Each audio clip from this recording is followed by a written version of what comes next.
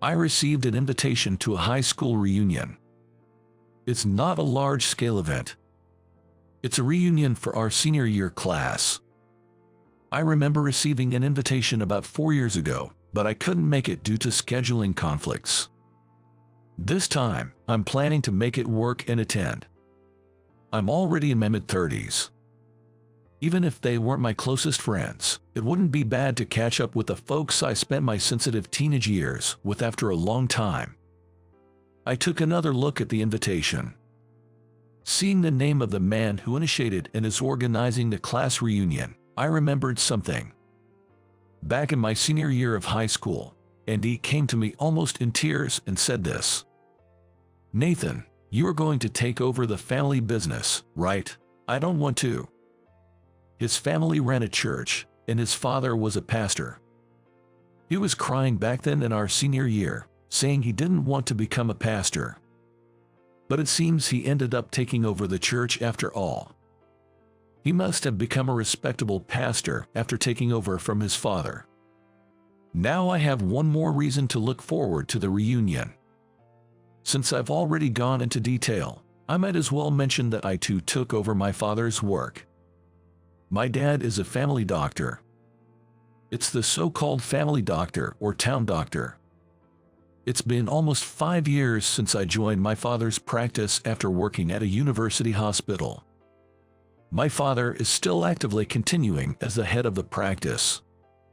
Old-time patients have always referred to my father as Dr. Senior Thompson and to me as Dr. Junior Thompson.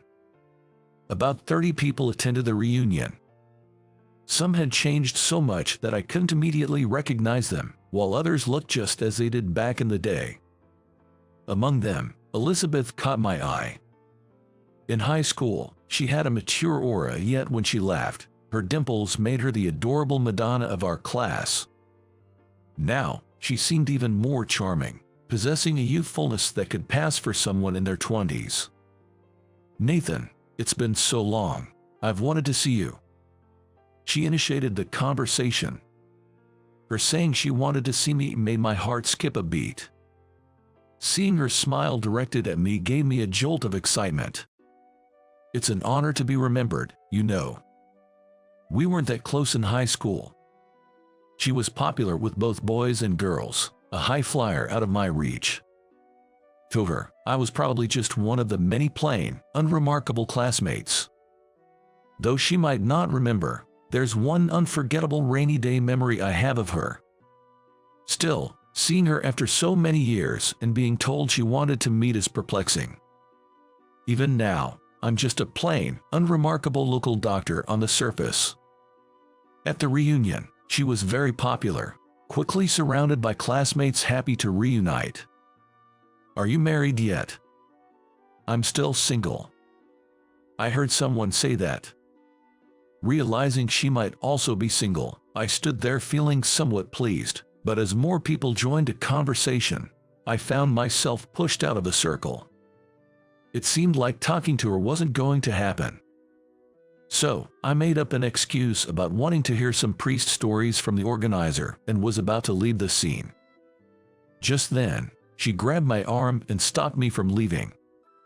"Nathan, it doesn't look like we'll have much time to talk today. Can we meet up soon? Just the two of us."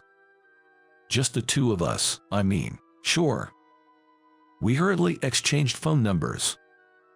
"I'll call you then," she said with a bright smile and returned to the lively group. I watched her, dazed. Being asked to meet up, just the two of us, left me bewildered. Yet, the invitation from the Madonna of my past left me in a dreamlike state.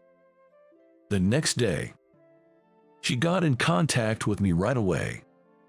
She mentioned she wanted to invite me to a sushi place she frequents. By invitation, she meant she would cover the costs. That would be imposing on you. Of course, I tried to decline. "It's no imposition, please, let me." She insisted with a sweet voice. "What's going on?"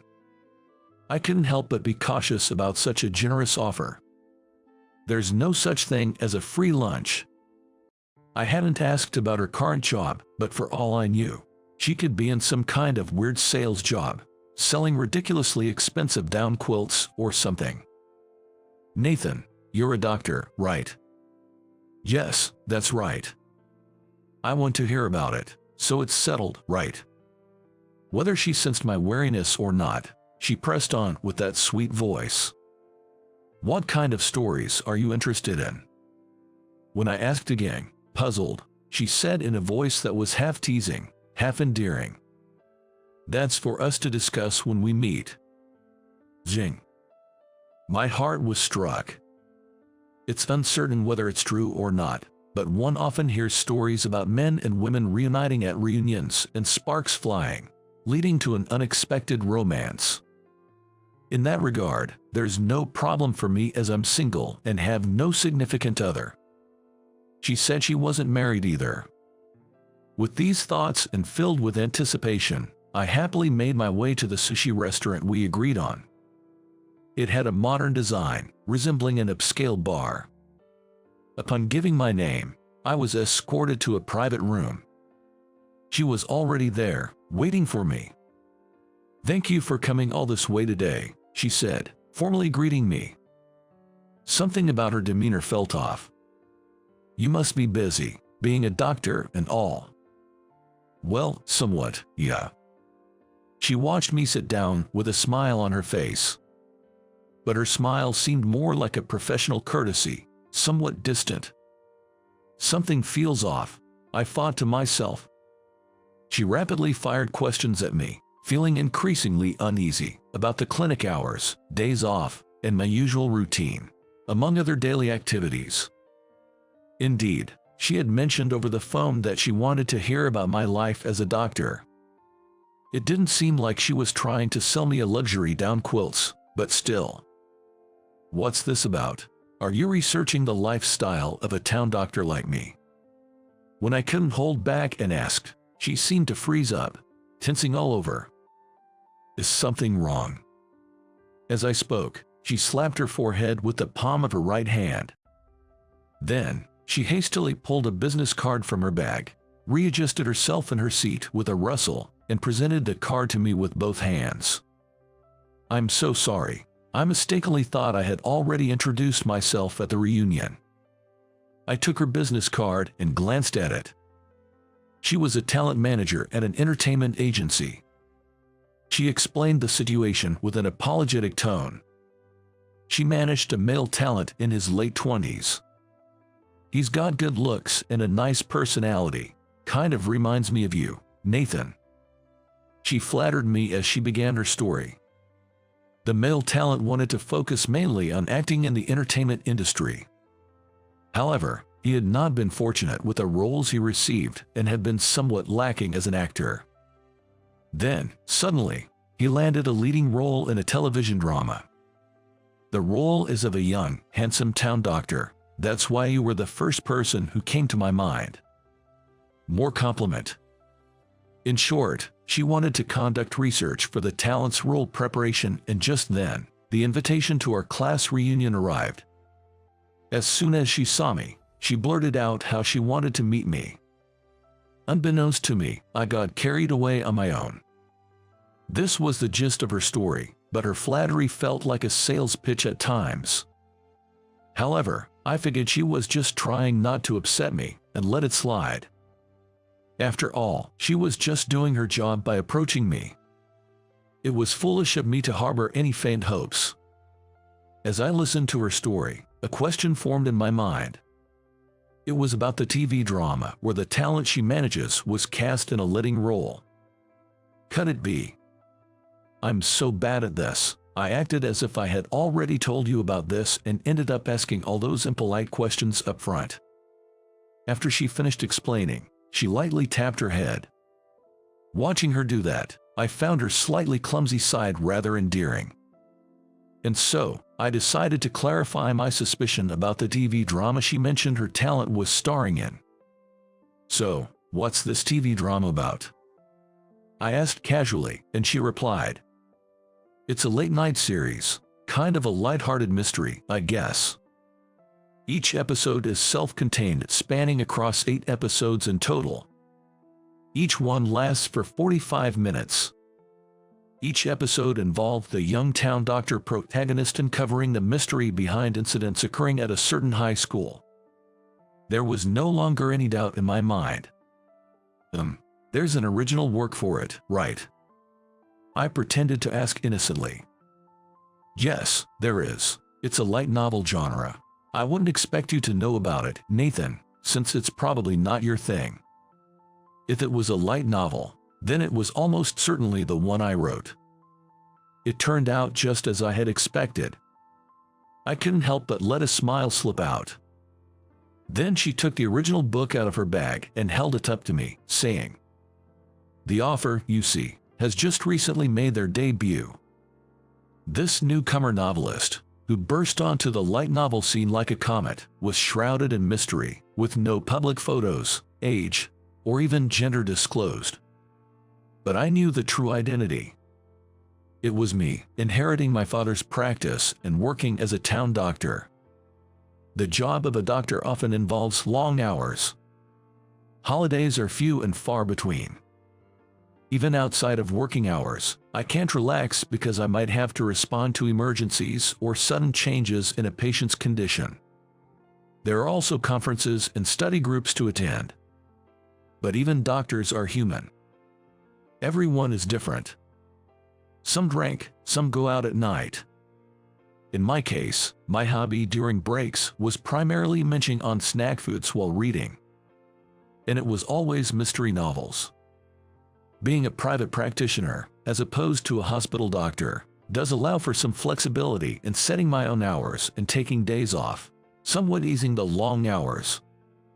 Especially in my case, having my father around gave me significantly more free time than when I was working in a hospital. It was right after I switched from being a hospital doctor to join my father's clinic. I happened to read a mystery novel set in a medical environment. However, its plot was so far-fetched that I stopped reading midway.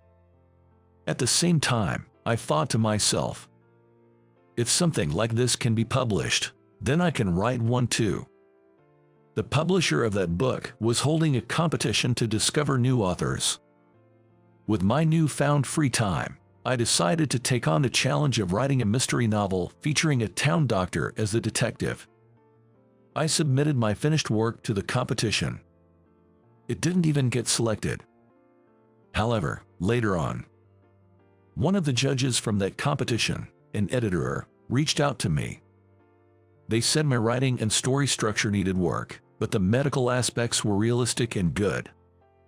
They also found the setting of the main character as a town doctor interesting.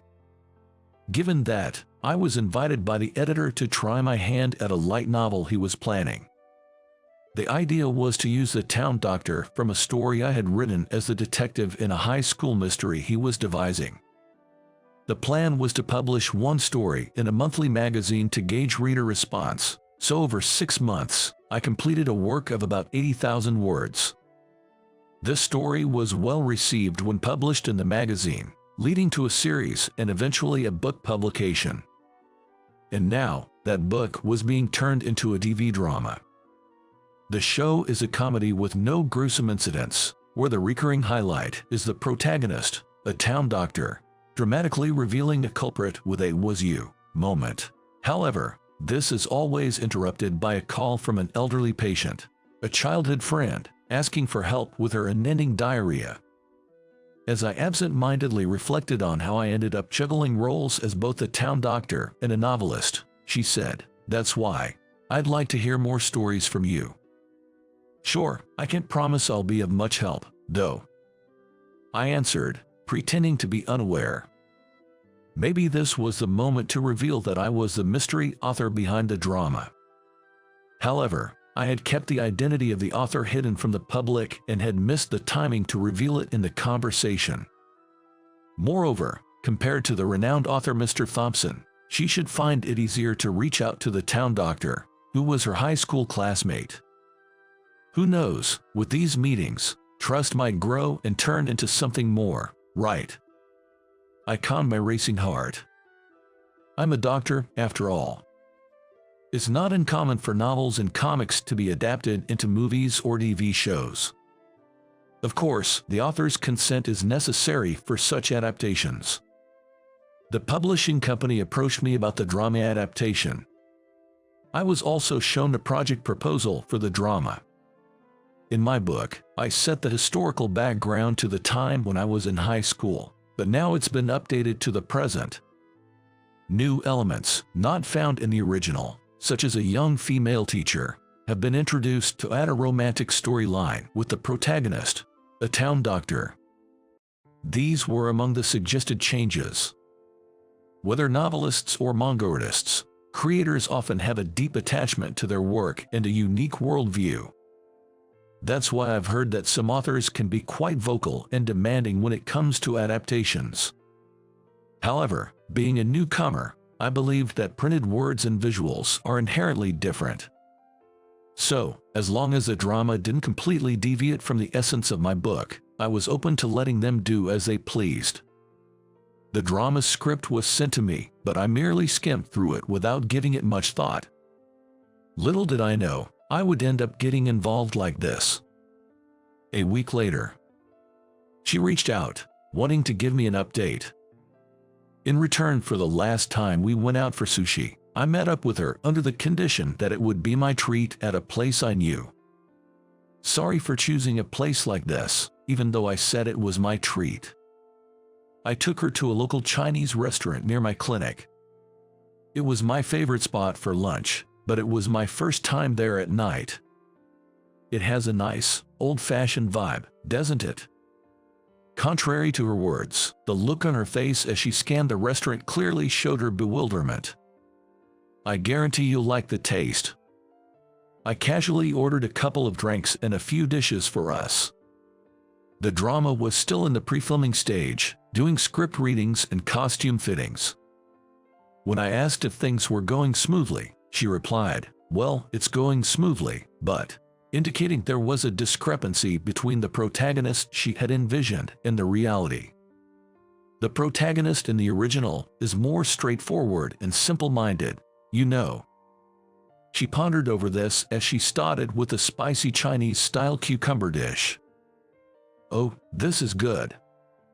She then reached for the bamboo shoots and roast pork on the table, repeating her praises with each bite.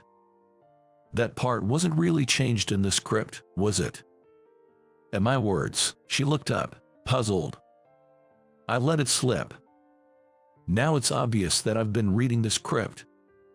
Well, I mean, that was a question. Isn't it like the original? Well, yes, but whether it was the talent she managed not getting the character right, or the director's guidance, she was clearly not satisfied. Stir-fried greens, wood ear mushrooms with eggs, and sweet and sour pork. We finished the meal with a mixed fried rice and left the restaurant. Thank you, it was delicious. It turned out to be just a regular dinner, didn't it? I remarked, but she shook her head. Talking to you, Nathan, I somehow feel better, thanks. A few days later, she contacted me to say that the filming had finally started. She was also present at the set. Though it was just the beginning and the final product was uncertain, she sighed, feeling that it still differed from her vision. But isn't it common for the protagonist to differ from the original in adaptations? While I'm not much of a drama buff, I am aware that it's not unusual for people to criticize casting decisions as being unsuitable or miscast. It's not just the protagonist, it's the overall tone. I wish it had more of the nostalgic feel like in the original. Her mention of nostalgic took me by surprise. I hadn't intended to infuse my book with nostalgia. However, I did reminisce about my high school days while writing. Perhaps she, having spent the same years at the same school, felt a connection and sensed nostalgia. But the setting of the drama is in the present, after all. Yeah, that's true, but how did you know? Once again, I had let something slip. It's just that, I heard it from you. I blurted out an excuse in my panic. She asked back, did I tell you that? I lied, yes, I heard about it, That day, my clinic was closed. It had been raining since morning, and I had been cooped up in my room at home, doing some research. She contacted me around noon, saying that the outdoor shooting was canceled due to the rain and she had some free time. So she suggested we have lunch together. How about that Chinese restaurant we went to last time? I had been there for lunch the day before, but I agreed and we met up at the restaurant. We bumped into each other in front of the restaurant by chance. We shook off the raindrops from our umbrellas at the entrance and then went inside to place them in the umbrella stand. After we ordered and were seated across from each other, she took a book out of her bag. It was the book I wrote. This is the original book for the drama, but I decided to reread it from the beginning. She said, showing me the cover of the book. "Aren't you in the middle of shooting? Shouldn't you be reading the script rather than the original book?" I picked up mighty. "That's true, but I noticed something interesting." She leaned in, her eyes sparkling with excitement. And then she said, "It's similar, just like our high school days." I almost choked on the tea I was drinking. The description of the high school in the book, from the main gate to the school building connected by a gently curving uphill path, with holly bushes planted on one side and 2 tennis courts on the other, as well as the layout of the school buildings and the bicycle parking area, was exactly like our alma mater. "Aren't most school layouts somewhat similar?" I replied, trying to maintain my composure despite my inner panic. "There's more." She went on to say with certainty that certain characters in the story resembled our classmates, and in another episode, there were characters similar to other people we knew. "If you think it's a lie, you should read it too, Nathan. I'll lend you the book." I took the book she offered and placed it next to me on the table, pretending to be uninterested. I thought it was time to change the subject. I looked around the restaurant for a new topic. My gaze stopped at the umbrella stand by the entrance. I had a bad feeling. And that feeling turned out to be right. In episode 6, there's an umbrella theft incident. She didn't need to tell me. I was the one who wrote it. I remember it clearly. On a rainy day, an umbrella is stolen from the stand at the entrance of the school building. The umbrella belonged to the class's idol. The town doctor detective takes on the case, identifying 3 suspects. Mala Studente, who had a secret crush on the girl and wanted an excuse to be close to her. Female student B, who was jealous of the popular girl and looking for an opportunity to harass her. Mala student C, who had previously been a victim of a similar crime and wanted to take revenge by stealing umbrellas indiscriminately. The protagonist, a detective and town doctor, had been lying in wait near the umbrella stand before it was even known that an umbrella had been stolen. He approached a female student, asking, "Was your umbrella stolen?" and cleverly deduced that male studenta, who had walked her home under a shared umbrella, was the thief. The boy's motive was just to share an umbrella with the girl he liked, even if it was just once. I was amazed at how such a story could be dramatized, as she mentioned, "Don't you remember, Nathan?" Her expression was different than before, somewhat innocently cheerful. "Back in high school, it wasn't that my umbrella was stolen, I just forgot to bring one despite the evening rain forecast." I thought she wouldn't remember, but she did recall that rainy day, unforgettable to me. I got held up doing something and ended up staying late. By then, everyone else from class had gone home, and it just so happened that only you were still around. I had fallen asleep in the library. When I woke up and went downstairs to leave, I found her stranded, unable to go home, staring at the pouring rain. I took my umbrella from the stand and offered to share it with her, who seemed at a loss. "Is it okay?" she asked. And so, she and I shared an umbrella. Of course, this situation is entirely different from this book, but the description of the two of us sharing an umbrella, she said, peeking into my face. With a faint smile, she seemed to say with her eyes that she saw right through me. I admitted defeat. I give up, I give up. Yes, it's me. I'm indeed the author behind this book. I knew it.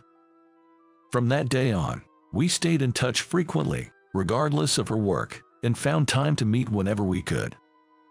You often hear stories about men and women reuniting at reunions and suddenly falling into a forbidden love.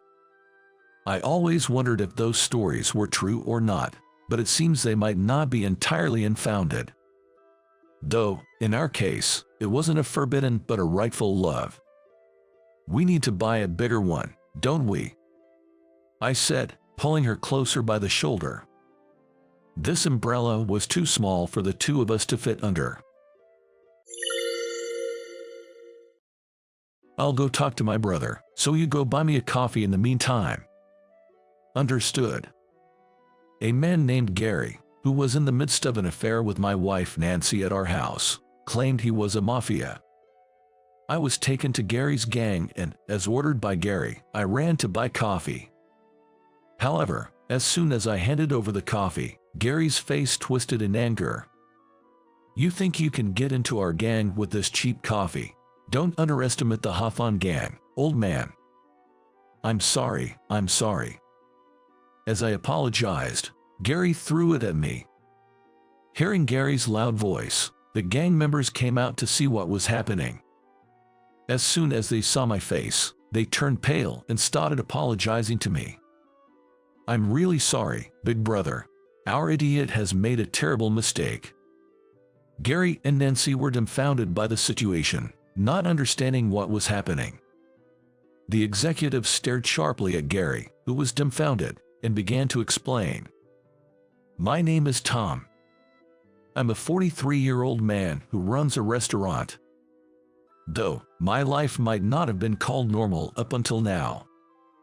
I was told that my father passed away in an accident just after I was born, and I grew up living with just my mother. My mother was an optimistic woman who never lost her smile, always saying, things will work out.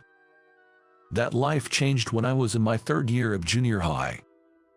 During class, I was informed that my mother had collapsed in the street. I rushed to the hospital, but was told she had had a stroke and wouldn't live much longer. Suddenly faced with this, my head went blank, and the doctors and nurses asked me for contact information for any family or relatives, but as far as I knew, there were none. I had been told that my parents eloped and got married after a grand love affair, and there were absolutely no relatives from either side of the family. I ended up alone in the hospital room, watching my mother pass away. With the help of adults around me, I managed to hold a funeral, but I was so overwhelmed that I couldn't even cry, and my consciousness began to fade. Losing my beloved mother, I wondered how I was going to live from then on. I had been studying to go to high school, but now I probably had to find a job. As I was still unable to grasp the reality of being all alone and hung my head, I heard someone's voice. Did my sister pass away? When I turned around, there stood a large, intimidating man. I wondered who he was, but then he showed a gentle smile and ruffled my hair. The strength in his big, warm palms shook not just my head but my heart as well. My name is Tyler. Your mother, she was my sister. If you've got nowhere to go, how about coming to my place? I had never heard of my mother having a brother, so I was utterly bewildered. However, after paying respects to my mother's portrait, my uncle muttered softly. In the end, I couldn't do anything for my sister. Seeing his profile, which resembled my mother's, I finally succumbed to exhaustion and fell into a deep sleep. From then on, I was taken care of by my uncle. Arriving at my uncle's house, I was surprised to find it was a luxurious mansion, complete with a pool and opulent chandeliers. I'm not a good man. That's why my sister left home and cut ties with us. I'll let you stay here for a while, but it's up to you to decide what you want to do. I couldn't agree with his words at all. How could a man who went to such lengths for me, a nephew he had just met, be anything but good? Seeing my expression, my uncle continued. Listen, I'm a mafia. To the society, I'm nothing but a nuisance. If you don't like it here, you can leave any time. I'll provide for your living expenses, so don't worry." Despite his gruff words, he looked me straight in the eyes and spoke his mind. I wanted to believe in this man. "I want to stay here." "All right, I couldn't do much for my sister, but I'll take care of you until you're on your own." Later, I learned that my uncle and my mother's father, my grandfather, used to be the head of this gang. Growing up in a noisy household, my mother tirelessly protected my younger brother, almost like a second mother, always taking care of him. However, as my mother grew up, she became troubled by her status as the daughter of a gang leader and eloped with my father, who had no connections to that world. My grandfather was furious that my mother had run away and disowned her. But my uncle, who was close to his sister, secretly had people look for her afterward. My uncle knew where my mother and I were living a few years ago, but by that time, he had already become the head of the gang himself. He didn't want to show us that he had become the kind of gang leader my mother had hated enough to flee from. Upon learning of my mother's sudden death, he reached out to me, having watched over us from afar in silence until then. My uncle regretted not being able to speak to my mother in her final moments and made it up to me by treating me well. In return, I took good care of my uncle's son, Tony, who was 10 years younger than me and became like a cousin to me, and I chose to live in the world of the mafia. Tony grew very attached to me and looked up to me as if I were his real brother. However, one day, 10 years after living with my uncle, a conflict arose between the gangs, and as I was out with my uncle, mafia from a rival gang chased after us. While protecting my uncle, I was cornered on the edge of a cliff about 3 meters high. To protect my uncle from the men about to attack us, I instinctively jumped off the cliff holding him. I felt severe pain in my legs the moment we landed, but from the top of the cliff, only the surprised and fearful faces of our pursuers peeked down, and they did not follow us. Thus, I saved my uncle from danger, but my legs suffered critical injuries. Since my uncle is a mafia, we couldn't go to a regular hospital for treatment. "I'm sorry. It's my fault." "It's not your fault, Uncle. I'm just glad you're safe." In the end, I was left with after effects, and my legs no longer functioned properly. I have no trouble walking slowly, but standing for long periods or moving over long distances is challenging. Afterward, my uncle entrusted me with a restaurant under the gang's control, saying, "Perhaps my sister was right after all. Tom, from now on, live quietly away from us." Thus, I immersed myself in managing the restaurant, eventually expanding to several outlets. Before I knew it, about 20 years had passed, and I was leading a peaceful life. An incident disrupted my peaceful life. It all started when my wife brought a mafia member into our home. My wife Nancy is 8 years younger than me and was a regular customer who came to my restaurant every day for lunch. Given my leg condition, the restaurant was renovated to be barrier-free, eliminating steps at the entrance and inside. Nancy's first visit was when she was injured, and she was moved by the thoughtful design throughout the restaurant, becoming a fan of our place. Since then, even after her leg healed, Nancy continued to come for meals every day. Naturally, Nancy and I started talking, and I was gradually drawn to her bright and kind personality. Realizing Nancy felt the same way, we dated for 2 years before getting married. I did inform my uncle, but he only said, "As long as Tom is happy, that's all that matters." I wonder if, in my uncle's eyes, I no longer exist since I left the house. Honestly, it feels lonely. But I also thought it was time to stop relying on my uncle and start living on my own. I never told Nancy about my upbringing or past. So, I thought we would continue to live a life unrelated to the gang. With that in mind, our peaceful days passed by leisurely. Then, one day, an unexpected person visited my restaurant. "You look well." "Tony, it's been a while." My uncle's son, Tony, had grown up in the 20 years, and now he was the gang's underboss. It's been about 20 years since we last met. I have something I want to tell you today." With that preface, Tony shared something with me. "No way, I can't believe this." "It's up to you to decide what to do next. I'll be going now." I was too shocked by what I had just heard to move. But somehow, I managed to move my unsteady legs and see Tony off. Then, Tony showed a timid expression, like that of a small child. "Even if you think that time will come, it's still scary when it does. If anything happens, contact me immediately, Tony. You're important family to me." As I encouraged him with a pat on the shoulder, Tony regained his cheerfulness and left the restaurant with a bright smile. I was concerned about what Tony had told me, but I was soon faced with an even more pressing issue of my own. Nancy's attitude had gradually become colder. When we first got married, she used to prepare delicious meals every day and wait for me to come home. I was truly happy to be welcomed by her smile. But as half a year, then a year passed, Nancy began to neglect her household duties. Our conversations became perfunctory, and at times, she would ignore me completely when I spoke to her. She would leave meals and laundry undone, withdraw money from my account without permission, dress up flamboyantly like she was still single, and go out at all hours without any regard for day or night. Not knowing when she would return, I tried emailing her, but her address had been changed, and I couldn't reach her. When I tried calling her, it seemed like she had blocked my number. There wasn't even a ring, and we were completely out of touch. Since she would return late at night, our lifestyles became completely misaligned as I had to be up early for work. After living like strangers within our own home for about 3 months, I found staying in our empty, messy house unbearable and started coming home as late as possible. However, that day, there happened to be fewer customers, and I let the part-time staff go home early. Realizing there wouldn't be any more customers, I decided to head home earlier than usual. Upon opening the front door and seeing Nancy's high heels, I thought it was rare for her to be home.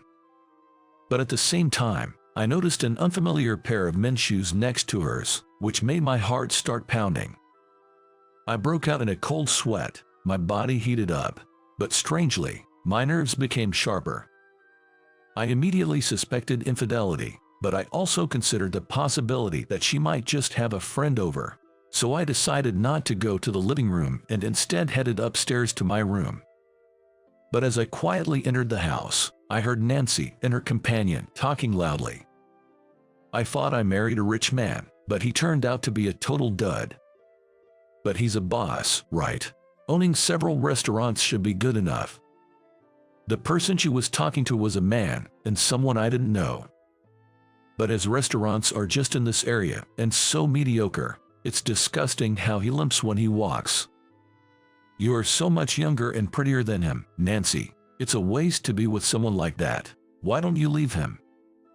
To the man's words, Nancy laughed heartily in response. But I hate working for a living now. I want to make my husband work while I have fun and live freely with you, Gary. As Nancy laughed out loud, the man named Gary also joined in with a coarse laugh. But you married him, so you must have liked him at some point, right? Stop joking. I never liked that shabby man. I thought he had money because he owned popular restaurants, so I was just a little nice to him, and he proposed on his own. Hearing Nancy's words, I felt a deep, cold weight in my chest.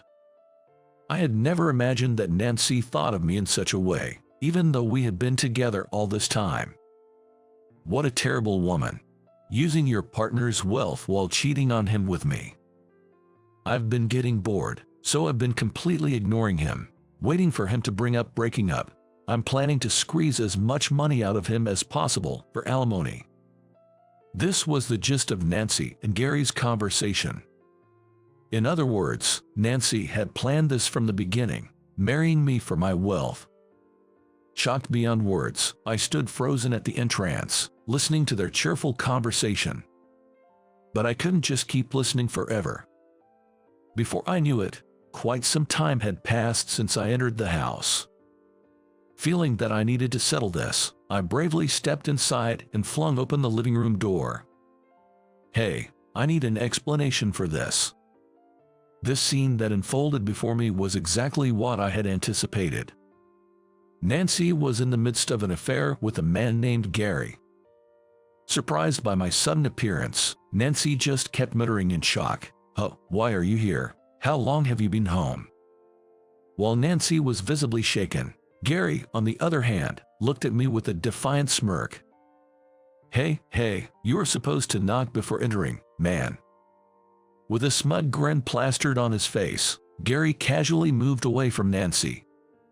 Seeing Gary's composed demeanor, Nancy seemed to be influenced by him as well. Forgetting her earlier panic, she calmly adjusted her hair and retorted with a defiant look, "What do you mean? It's exactly as you see.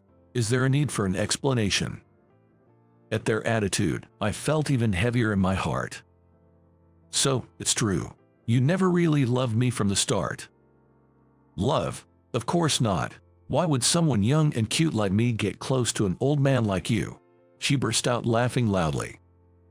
"Did you really think you were loved all this time? You must have been very happy in your delusion. I just wanted to marry a rich man because I didn't want to work." After saying that, Nancy deliberately snuggled up to Gary. "When I was looking for a suitable marriage partner, I found you, who looked like you could be easily deceived. You own several restaurants, and I thought I could ingratiate myself with you, especially since you have a physical disadvantage. Nancy here says so too.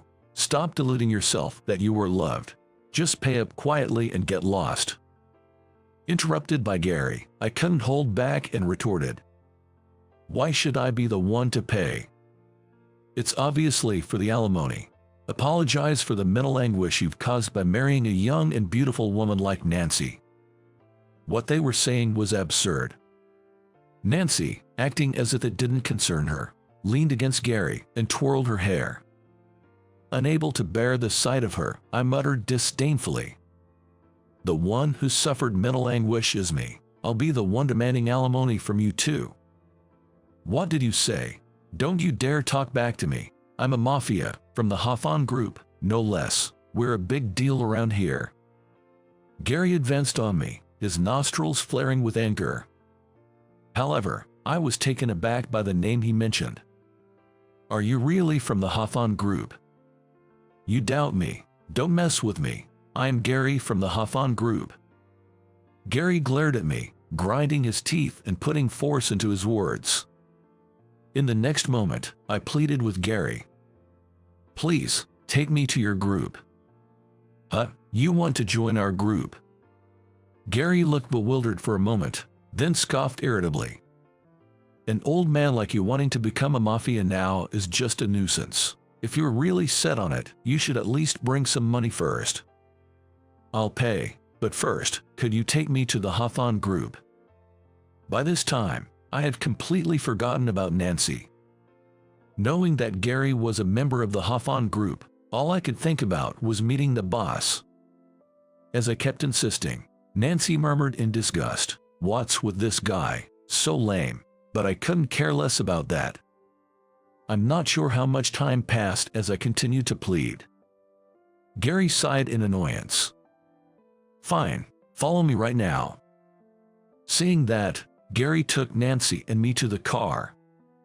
In the car, Nancy mocked me multiple times. "You're in your 40s and want to become a mafia. You can't even walk properly. How could you be of any use?" But Nancy meant nothing to me now. Thinking simply that I would divorce her once everything was settled, I patiently waited to arrive at the group's location. "We're here. I'll go talk to my brother, so you go buy me a coffee in the meantime." Understood. I left the large gate of the group's compound and quickly went around to buy coffee. Returning to the compound, I met Gary just as he was coming back to the entrance. As soon as I handed him the coffee, his face twisted in anger. "With this cheap coffee, you think you can join the group? Old man, don't underestimate the Hawthorne Group." I'm sorry. As I apologized, Gary threw it at me. Then, perhaps hearing Gary's loud voice, Other members of the group came out to see what was happening. "Hey Gary, what's all this commotion? This old man says he wants to join a group now, but he can't even buy a proper coffee, so I was just setting him straight." Hearing Gary's words, the member frowned slightly and looked at me. "You didn't have to make such a fuss, huh? Have I seen you somewhere before?" The member who was scolding Gary peered into my face and started to ponder. Who could it be? Suddenly, the member shouted and turned pale, rushing back inside. He quickly returned, bringing with him a group of executives. They were all tough-looking men, and Nancy, as well as Gary, turned pale, wondering what was happening. "Gentlemen, what brings you all here together? How did you come to meet him?" With that shout, one of the executives grabbed Gary. The other executives turned pale and began to apologize to me. "We're terribly sorry, Big Brother Tom. Our idiot has caused you a great disrespect." "No, it's okay." Seeing me speak to the executives as equals, Gary turned red and started to rant. "It was this old man who asked me. He wanted to join a group, so I just brought him here. This man here, he's a legendary mafia. Without him, the Hawthorne group would have been long gone." Upon hearing the executive's words, both Gary and Nancy were dumbfounded and couldn't grasp the situation. The executive glared at the bewildered Gary and began to explain. "He, 20 years ago, risked his life to save our boss." This old man did. What do you mean?" Finally changing his attitude towards me, I took the opportunity to explain further to Gary. "This is the home I grew up in. I used to be a mafia too. We became mafia after he had already left this house. It's an honor to see your face again after such a long time." The executive then spoke in a lowered voice. "Did you come today to meet the boss, by any chance?" "Yeah, Tony came to see me the other day and explained the situation, but my uncle didn't seem willing to let me in here, so I was in trouble. In fact, I had found out that my uncle had a heart condition and was given only 6 months to live. He was advised to undergo surgery, but the success rate was only 40%. Tony had told me this, and I wanted to see my uncle right away, but Tony shook his head and said that my uncle wanted me to grasp a normal happiness and never to re-enter the mafia life. My father always regretted what happened to you, Tom. He felt sorry and wanted you to live a happy life. Given this background, even if I had approached the group directly, I probably wouldn't have been allowed in due to my uncle's instructions." That's when Gary, who turned out to be an incidental adulterer from the Hawthorne group, appeared, and I fought to seek his cooperation. Upon learning everything, Gary trembled and began to apologize. "I'm so sorry. I had no idea about any of this. Please forgive me." His repeated apologies, so loud they might have grated the ground, seemed to annoy someone because more people came out from the back. It was Tony, the underboss himself. Seeing me, Tony's eyes widened in surprise. "Big Brother Tom, how did you get in here?" "By chance, I found someone willing to help." As the executives explained the situation to Tony, he raised his eyebrows in surprise. "Huh? Big Brother Tom got cheated on, huh? Well, guess this is my limit as a man." Tony frowned even more at my nonchalant laugh. "That's nonsense. There's no one more manly than you, Big Brother Tom, so what will you do about that man?" Before I could answer, one of the executives stepped forward. "There's no need to bother the underboss with this. Gary will be expelled. He's tarnished the group's name, and he'll have to take full responsibility." With that, the executive took the now subdued Gary and disappeared somewhere. Then Nancy chimed in from the side. Desperately trying to charm me, she began to plead for forgiveness, doing her best to persuade me. "I have nothing to do with this, right? It was just an affair, wasn't it? Affairs are unacceptable, mafia or not." Nancy shrank back at Tony's vehement anger, which caused a vein to bulge on his forehead. That's when I stepped forward, restraining Tony, and faced Nancy. If it was just an affair, maybe I would share some of the blame, but you've been scheming from before we even got married, haven't you? That is. She must have remembered admitting that she married me for my money. Nancy began to sweat and frantically looked around for an escape. But you also hid the fact that you came from a mafia background. That makes us even, doesn't it? Certainly, it was wrong of me to hide my past, but you were trying to deceive me for money. Isn't that much worse than hiding being a mafia? At my words, Nancy just hung her head and started to cry quietly, unable to respond. That's when Tony stepped in. You really did a number on Tom, didn't you? Don't think you'll get off easy for this. The calmness of his voice somehow made the silence even more pronounced. Ever since our uncle fell, Tony had been effectively running the organization internally as the de facto leader. Thus, Tony's words carried the weight of a leader's, and everyone obeyed. Take her away. At Tony's command, the members took Nancy away. I later received the divorce papers, but that was the last time I saw Nancy in person. I'll leave the rest to you. Leaving those words behind, I started walking towards my uncle's room. My uncle was lying in a large room, quietly closing his eyes. Uncle. Tom, I told you not to come. You're free now. You can live your life. Forget about me. Unable to bear hearing my uncle's stifled voice, I knelt down and grabbed his hand. The first day we met, he patted my head with his large, warm, and strong hand. Now, that same hand feels thin, cold, and considerably smaller. Uncle, you once said you regretted not meeting my mother before she passed away. That's...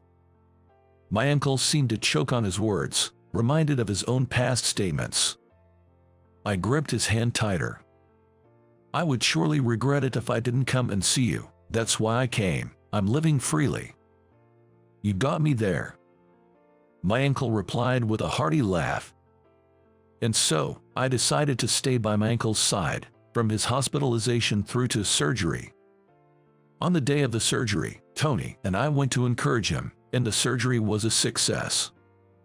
Now, he's slowly regaining his lost strength and spending his days peacefully.